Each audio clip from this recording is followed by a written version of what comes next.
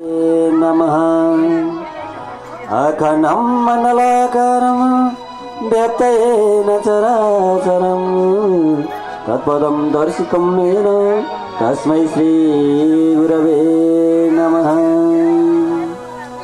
अनंत ब्रह्माण्डका नायक राधा रमण श्रीहरिका चरण कमलमा दण्डवत प्रणाम गर्दै गुरु गणेश माता सरस्वती वेदव्यास पराशर सौन सारा गुरुहरुमा दण्डवत प्रणाम गर्दै गर्दै अपराह्नकालीन भगवान श्री सूर्यनारायणलाई मनैले दण्डवत प्रणाम गर्दै भगवानका भक्त परमात्माका प्यारा माता पिता भ्राता भगिनी सबैमा नतमस्तक गर्दै श्रीमद्भागवत महापुराण आज चतुर्थ दिवस दोस्रो सत्रको कार्यक्रम हुन्छ सुन्नको लागि कलमल हल्ला ठट्टा निन्दा सारा व्यवहारिक कुरा त्याग गरेर मनमा हुने भगवान परमात्मा प्रभुलाई र उहाँकै महामन्त्र ओम नमो भगवते वासुदेवाय भन्ने द्वादशाक्षरी मन्त्र जप्दै जप्दै श्रवण गरी बक्सेला। अब यो सारा कुराहरू बताउँदै जाने क्रममा राजा परीक्षित भन्नुहुन्छ गुरु हजुरले सारा इतिहास बताउनु भयो। अब यो वंश विस्तार कस्तो प्रकारबाट भयो, कुन कुन वंशहरू कसरी चल्दै गए, मलाई यो सारा वंश विस्तारको वर्णन गराइबक्सोस् भनेर राजा परीक्षितका साथमा बिन्ती चढाउँदा भन्नुहुन्छ श्री सुखदेव स्वामी भन्नुहुन्छ श्रेताम मानव वंश पाजुरेण परन्तप न सक्कते विस्तरतो वक्तुम वर्षै सतैरपि। यो वंशको वर्णन गर्ने हो भने 100 वर्षसम्म पनि वंश वर्णन गरेर सिद्धिनेवाला छैन। म हजुरको लागि संक्षिप्त रूपमा वंशको वर्णन गरेर आउँछु छु। जब ब्रह्माजी हुनुभयो ब्रह्माजीबाट अब गएर मरीची हुनुभयो, मरीचीबाट कसैबाट दक्षिणबाट अब विश्वमा अथवा श्राद्धदेव मनु हुनुभयो। तिनै श्राद्धदेव मनुका पहिला सन्तान भएनन्। सन्तान नभइसकेपछि गुरु वशिष्ठका साथमा भन्नुभयो गुरुदेव सन्तान भएनन् के गर्ने होला कसो गर्ने होला भनेपछि यज्ञ गर्नु पर्दछ भनेर यज्ञको सुरुवात गर्न लगाउनु भयो। जब यज्ञको सुरुवात गरिसकेपछि गुरु वशिष्ठलाई पनि अन्त कार्यक्रम परेछ। म चाहिँ आउनु भ्याउँदिन, म राम्रो पढेको विद्वानहरूलाई खोजेर पठाइदिन्छु भन्नुभयो। हुन्छ भन्नुभयो मनुले र पठाइदिनु भयो। पठाइसकेपछि श्रद्धेव मनुकी पत्नी श्रद्धाले भन्नुभयो गुरुहरूका साथमा गुरु के कर्म के यज्ञ गर्न लाग्नु भएको भन्दा छोरा हुने यज्ञ गर्न लागेको भनेपछि श्रद्धाले भन्नुभयो गुरु हामी त्रिजातिको लागि छोरा भन्दा छोरी नै राम्रा हुँदो रहेछन्, किनभने छोरी भए जन्मेर अलिकति बढ्ने बित्तिकै चुलो चौको पनि गर्छन् भनेको पनि मान्छन्। त्यति मात्रै होइन विवाह गरेर गएपछि पनि कहिले अब औँसी भनेर भेट्न आउँछन्, मिठो मिठो दिन्छन्, खाना पनि पाइने सबै कुरा भएको हुनाले छोरीको कुरा सृष्टि गर्नुपर्छ गुरु। अब यसको लागि हजुरहरूलाई के गर्नुपर्छ म दिन तयार छु भनेर यस्तो प्रकारबाट भनेपछि तिनै गुरुहरूले पनि विचार गर्नुभएछ। उहाँको इच्छा पूर्ण गर्नको लागि हुन्छ भनेर त्यही खालको मन्त्र जपिदिनु भएछ। छोरा जन्मनको लागि मन्त्र गर्नु पर्दथ्यो।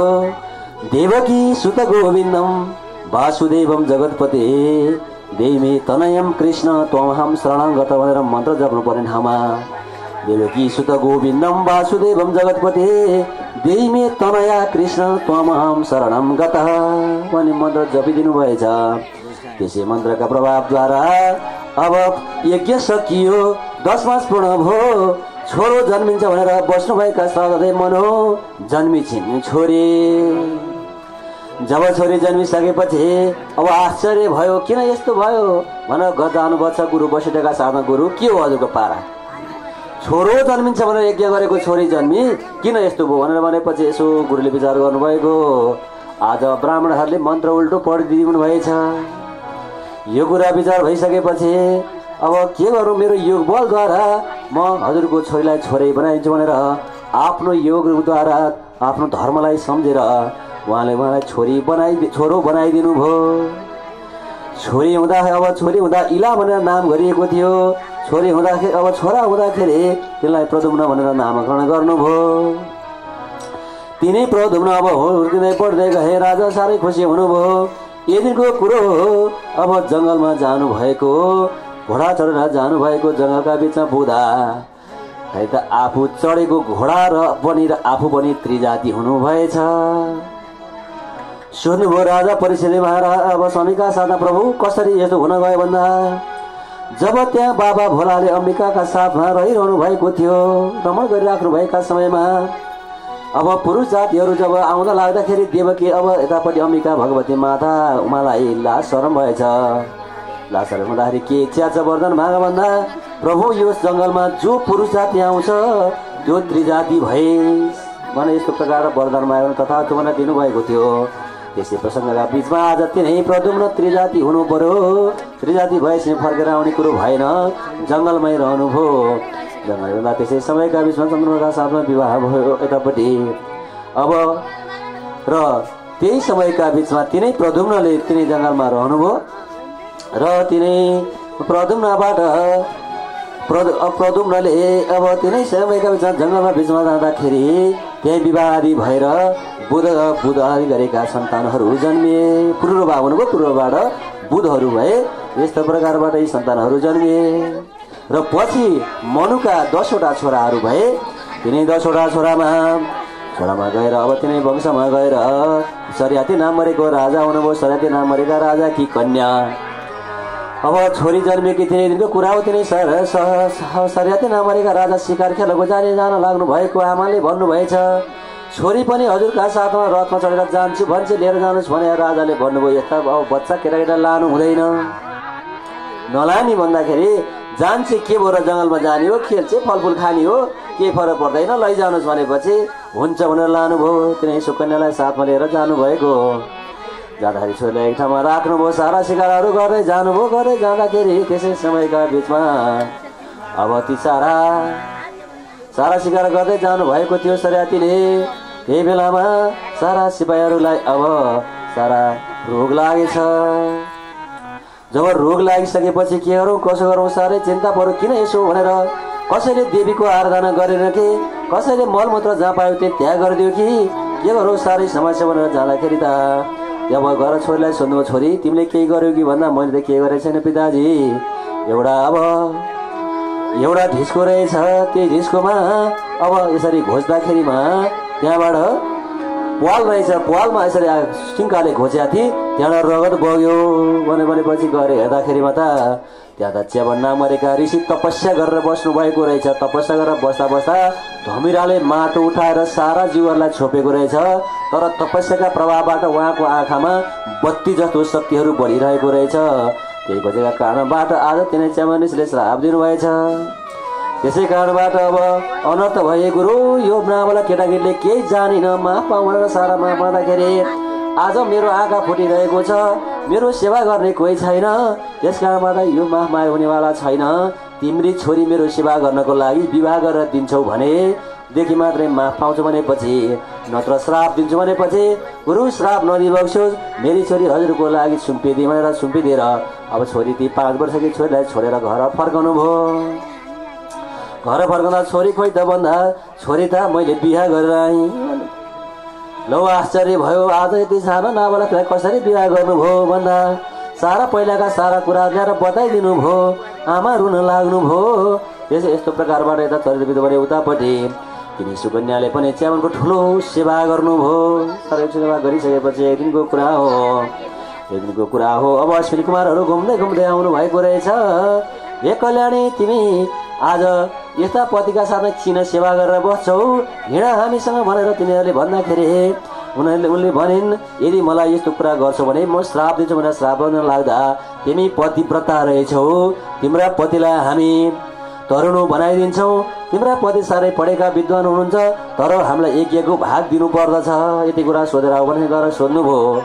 गएर भन्नुहुन्छ कान नसुन्ने ती चाहिँ बन्देशी बुढाका साथमा गएर हे प्रभु आज हजुरलाई अब युवा बनाइदिनुहुन्छ अरे तर यज्ञको भाग दिनुपर्छ अरे। ती अश्विनी कुमारलाई भन्दा मलाई युवा बनाइदिन्छ भने हुन्छ भन्नुभयो। त्यसै समयका बिचमा तिनै अश्विनी कुमारहरूले सम्पूर्ण प्रकारका अब जडीबुटीहरू बनाएर एउटा तलाउ बनाउनु भयो। तिनै तलाउमा गएर सारा तिनैजना गएर अब चट्ट डुब्नु भएको।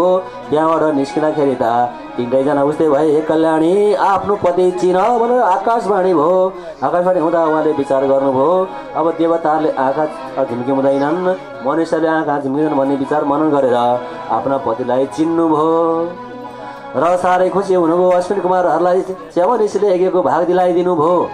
फर्केर आउनुभयो दरबारमा। अब पिताजीका घरमा आउँदाखेरि त रथमा चढेर आए कि आफ्नै छोरी पुत्रीको झर्दाखेरि आहा छोरी आए जस्तो लाग्यो। त्यसपछि हेर्दा त एउटा पुरुष अबलाई लिएर दोहोऱ्याएर आए कि तँलाई बेमानी यस्ता बुढा वृद्धलाई दिएको त्यो पतिव्रता धर्म बस्नुपर्ने सारा 21 कुललाई तिमीले नाश गर्यौ भनेर अब गाली गर्न लाग्दाखेरि त्यसो भएपछि पिताजीका साथमा गएर सारा कुराहरूको बयान गरिदिनु भयो। साह्रै खुसी हुनु यस्तो प्रकारबाट रहनुभयो।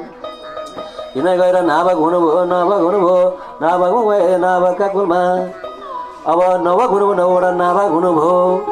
अब नाभग पनि अब पढ्नको लागि जानु भएको थियो।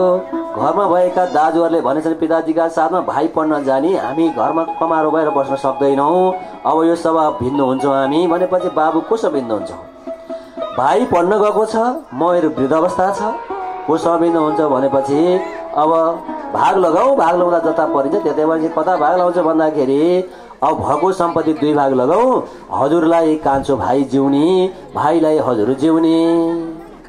पिताजी साह्रै रुन लाग्नुभयो। उनीहरूले मानेनन्। सारा सम्पत्ति जिम्मा लगाइदिनु भयो।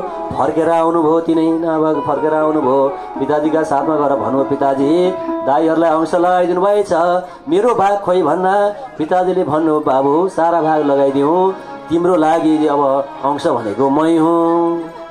साह्रै खुसी हुनुभयो। गएर भन्नुभयो पिताजी म धन्य रहेछु, आज ती 3टा छोरा हुँदा पनि मेरो भागमा हजुर पर्नु भएछ। म साह्रै खुसी मन आनन्दसँग रहनुभयो।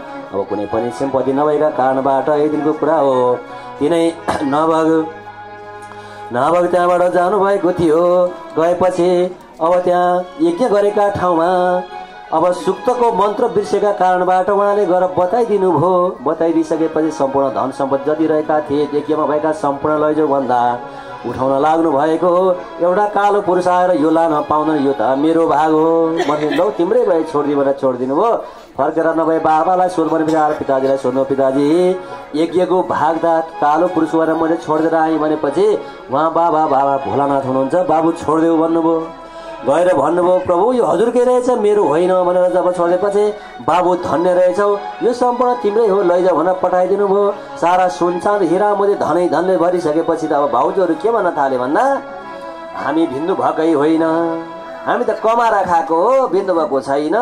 अब यो सम्पत्ति हाम्रो पनि तिमीलाई बाँड्नुपर्छ, यो सबै बाँड्नुपर्छ यस्तो प्रकारबाट भन्न थाले।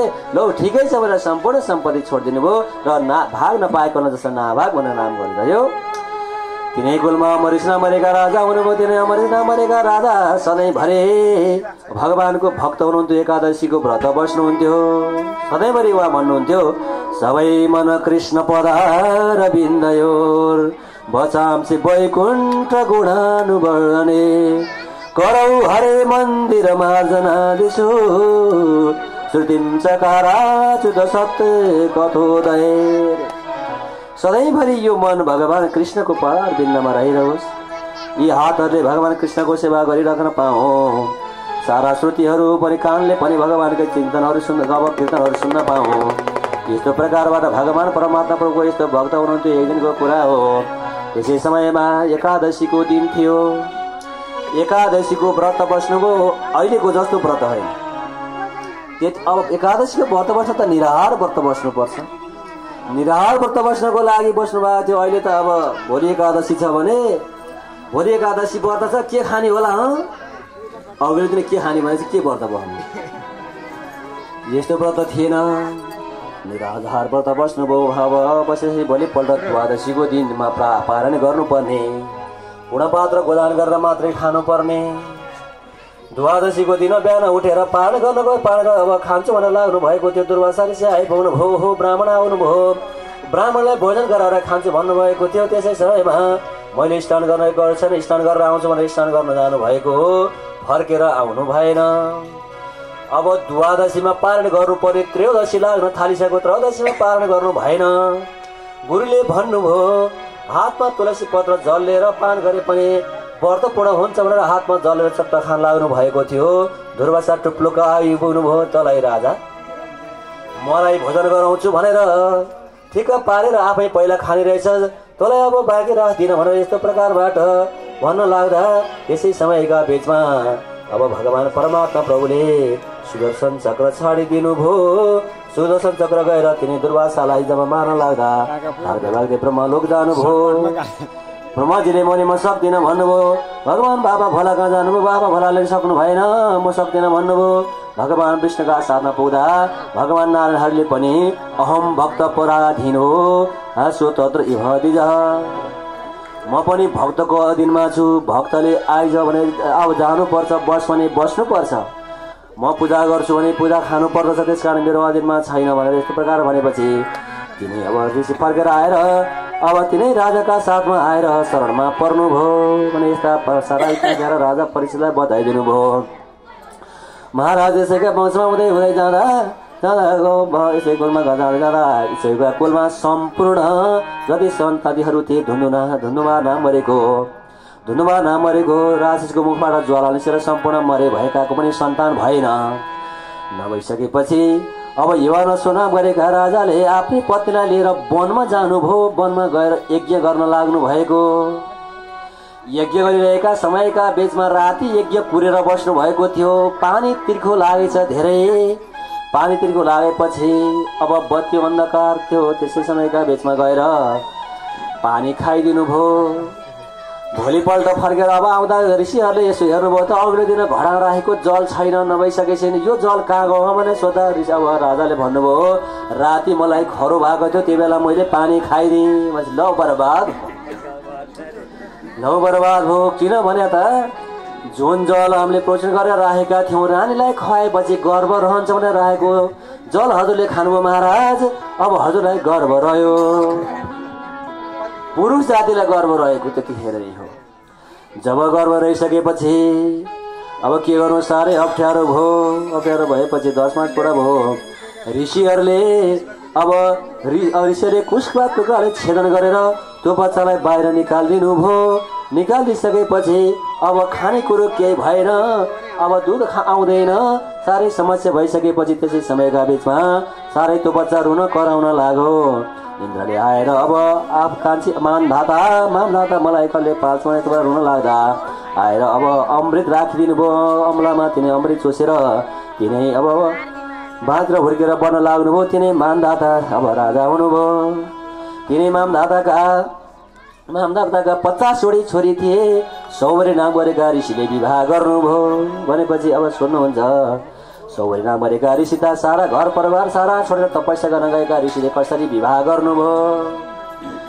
सौवरी नाम गरेका ऋषि तपस्या गर्न जानु भएको पानीमा चुप्लुक्क डुबेर स्नान गर्न लाग्दाखेरि त देख्नु भएछ माछाको लस्कर। एउटा ठुलो माछा अघि लागेको, त्यहाँभन्दा साइडमा अर्को माछो, त्यहाँभन्दा पछि अरू माछाहरू घुराहरू खेल्दै लागेको। यसो हेर्नुभयो, यो सबभन्दा अगाडि लागेको चाहिँ बाउ होला, यो पछि आमा होला, यो छोराछोरी होलान्, यो सारा नाति पनातिहरू होलान्। आहा कति आनन्द हुँदो रहेछ गृहस्थाश्रम धर्ममा भन्ने कुरा मनमा लाग्यो। अनि उहाँले विचार गर्नु मेरो नि यो उमेर भयो, विवाह गर्नु पाए हुन्थ्यो, छोराछोरी सन्तान गृहस्थीमा पनि रमाइलो हुँदो रहेछ जस्तो लाग्यो। यसो विचार गरेको अब सन्तान अब एउटा हुनेले म बुढालाई दिँदैनन्। अब मानदाताका 50 वटी छोरी छन्, पक्कै पनि देलान् भन्ने विचार गरेर गएर जानुभयो। गरेर भन्नुभयो हजुरकी छोरी मलाई एउटा विवाह गरेर दिनु पर्यो भन्नुभयो। अब त्यस्ता रियाज चुँदै हिँडेका बुढालाई भर्खरै कि अब छोरी कसरी दिन्न भनौँ भने श्राप दिइहाल्छ। मान्छे गुरु छोरीहरू मेरा अधीनमा छैनन्, हजुर जानुहोस्, हजुरले माने भने विवाह गर्नु भनेपछि जानुभयो। गएर भन्नुभयो जेठीका साथमा सबभन्दा पहिला तिनी मसँग विवाह गर भने म त अहिलेसम्म विवाह नगर्ने भनेर बसिरहेको छु, म विवाह नै गर्दिनँ भने माइलीलाई भन्नुभयो। माइलीले भनेपछि माइलीले भने दिदीको बिहा नगरी मेरो बिहा गर्नु हुँदैन माइलीले भने। साइलीलाई भन्नुभयो। अर्कीलाई भन्दाखेरि भने अब दिदीहरूको विवाह चाहिँ म कसरी बिहा गरौँ भने सबैले एउटा कुराहरू गरे ऋषिलाई दिएन, विवाह गर्न मानेनन्। नमानिसकेपछि म बुढो देखेर यिनीहरूले यो मसँग विवाह गर्न नमानेका हुन्, जान्छु भनेर तपस्या गर्नुभयो। तपस्या गरेर सारा शरीरलाई त्यागेर अब युवा बनेर आउनुभयो। आइसकेपछि त त्यसै समयका बेलामा जेठी भन्छे हो म त हजुरलाई भनेर म विवाह गर्छु। जेठीले माला लगाइदिए। दिदी एउटै हुँदा दुईटी भयो, के फरक पर्छ र माइले माला लगाइदिए। हुँदा 50 वटीले विवाह गरे। 50 वटीको साथमा विवाह गर्नुभयो। सारा गृहस्थी जीवन बिताउनु भयो। अन्त्यमा यो केही होइन रहेछ भन्ने कुरा बुझेर यो संसारबाट विदा भएर जानुभयो। यिनै मान्दाता अब सौगरी नमरेका ऋषिले यस्तो मान्दाता नमरेका ऋषिले यस्तो प्रकारबाट यी कर्महरू गर्दै जानुभयो। तिनै उसमा गएर अब त्रिशङ्कु हुनुभयो, त्रिशङ्कुबाट हरिश्चन्द्र हुनुभयो। हरिश्चन्द्रका सन्तान भएनन्। विश्वामित्रसँग गुरुका साथमा कुरा गर्दा वरुणको उपासना गर्नुपर्दछ भनेर वरुण आउनुभयो। वरुणले आएर यज्ञ सारा गराइदिनु भयो। विश्वामित्रले सन्तान अब वरुणको उपासना गर्नुभयो। वरुणले भन्नुभयो तिम्रो सन्तान त हुन्छन्, तर सन्तान भएपछि त्यही सन्तानको भोग गर्नुपर्दछ भनेपछि नजन्मेको सन्तानको माया लागेन, हुन्छ भन्नुभयो। छोरो जन्मियो। छोरो जन्मिसके वरुण आउनुभयो छोरा लिनको लागि। उहाँले भन्नुभयो अब अहिले जसलाई रोहित भनेर नामकरण गर्यो, दाँत आएको छैन भन्नुभयो। फेरि टार्नुभयो। अब न्वारण भएको छैन भन्नुभयो। त्यहाँबाट दाँत आएको छैन भन्नुभयो। अब चुडा कर्म गरेको छैन भने यस्तै प्रकार टार्दै लाग्दा व्रतमन्नको दिन आएछ। त्यही समयका बिचमा इन्द्रले जब भगाइदिनु भयो, भगाइदिइसकेपछि अब आएर तिनै रोहित भगाइसकेपछि आज तिनै अब हरिश्चन्द्रलाई जलाधर नामरीको रोग लाग्यो। रोग लागेपछि कसरी विषय हुन्छ भन्दा अब ब्राह्मणको छोरो ल्याएर यदि बलिदियो भने तिम्रो रोग विषय हुन्छ भने चाहिँ जब खोज्न जानुभयो। त्यही खोज्न जाँदाखेरि त्यसै समयका बिचमा सुनसेवका नाम गरेका ब्राह्मणका छोरा खोजेर लिएर आएर जब बलि दिन लाग्दाखेरि अब त्यही समयका बिचमा आएर विश्वामित्रले बचाइदिनु भयो। र विश्वामित्रले बचाइदिइसकेपछि तिनी सुनसेव पनि विश्वामित्रका छोरा भएर रहनुभयो। यिनैका पक्षमा गएर सगर नाम गरेका राजा हुनुभयो। तिनै सगर नाम गरेका राजाले ठुलो यज्ञ गर्नुभयो। उहाँका 60,000 छोराहरू थिए। यज्ञ गरिरहेका समयका बिचमा यज्ञ गर्न छोडेको घोडा लगेर अब इन्द्र स्वयं जसले अश्वमेध यज्ञ गर्छ त्यो स्वर्गको राजा हुने भएको हुनाले इन्द्र महाराजले यो कुरा थाहा पाउनुभयो। आएर घोडा चोरेर लगाइदिनु भएछ। घोडा चोरेर लग्यो भनेपछि उहाँका 60,000 छोरा घोडा खोज्न गए।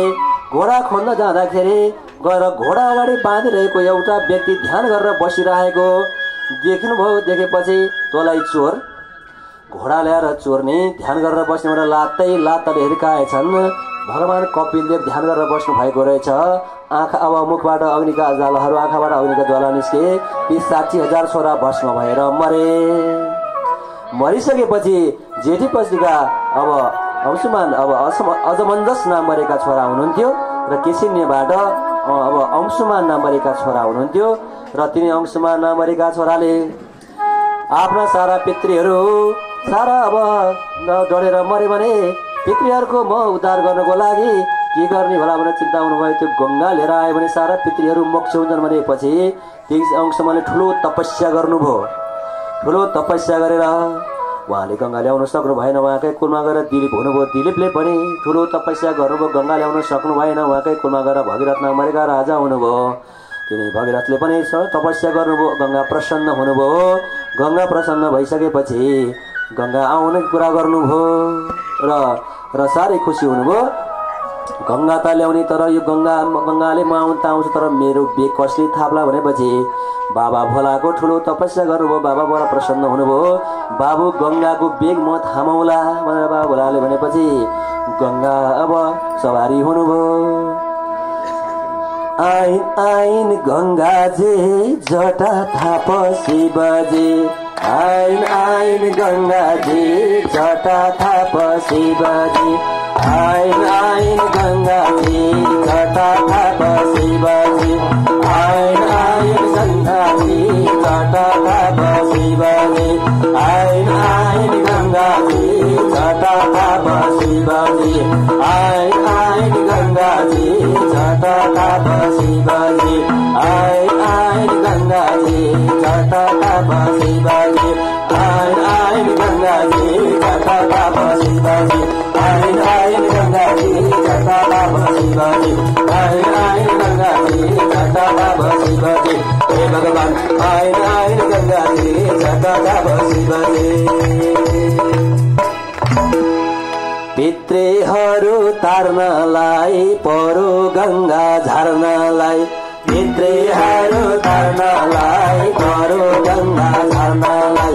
पितृहरू तार्नलाई परो गङ्गा झार्नलाई। पितृहरू तार्नलाई परो गङ्गा झार्नलाई। हे भगवान पितृहरू तार्नलाई परो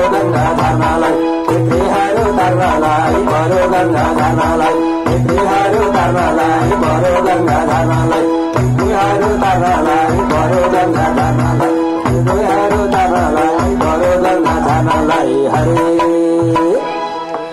गर्छौ तिम्रो पुकार गरिदेऊ न उद्धार गर्छौ तिम्रो पुकार गरिदेऊ न उद्धार गर्छौ तिम्रो पुकार गरिदेऊ न उद्धार गर्छौ तिम्रो पुकार गरिदेऊ न उद्धार गर्छौ तिम्रो पुकार गरिदेऊ न उद्धार गर्छौ तिम्रो पुकार गरिदेऊ न उद्धार गर्छौ तिम्रो पुकार गरिदेऊ न उद्धार हे भगवान् गर्छौ तिम्रो पुकार गरिदेऊ न उद्धार गर्छौ तिम्रो पुकार गरिदेऊ न उद्धार गर्छौ तिम्रो पुकार गरिदेऊ न उद्धार हरे कृष्णचन्द्र भगवानको यस्तो प्रकारबाट जब गङ्गाले जब पुकार गरी भगीरथले पुकार गरिसकेपछि गङ्गा महारानी आउनु बाबा बोलाको जटामा जब अड्किनु भयो अनि उनले सिउँदो बनाएर लैजाऊ बाबु भनेर सिउँदो बनाइदिनु भयो त्यहाँबाट गङ्गा निस्किनु भयो गङ्गा सिउँदो ल्याउँदाखेरिमा त्यसै समयका बिचमा लिएर आएर सम्पूर्ण पितृहरूको मोक्ष गराइदिनु भयो गङ्गाको यस्तो महिमा रहेको सारा त्यहाँ ल्याएर बताइदिनु भयो त्यहाँदेखि कुलमा गएर अब खटबाङ्ग हुनुभयो खटाको तिरुबाबु हुनुभयो तिरुबाट रघु हुनुभयो रघुबाट अब दशरथ हुनुभयो दशरथबाट भगवान परमात्मा नारायणले राम अवतार लिनुभयो भनेपछि प्रभु मलाई अब यो सारा राम चरित्र बताइदिनुहोस् भनेपछि म हजुरलाई यो राम चरित्रको वर्णन अब एकछिन पछि बताउँला है त भनेर भन्नुभयो भन्ने सम्मका कथाले गरिकन यसै अध्यायले विस्तार ओम नमो भगवती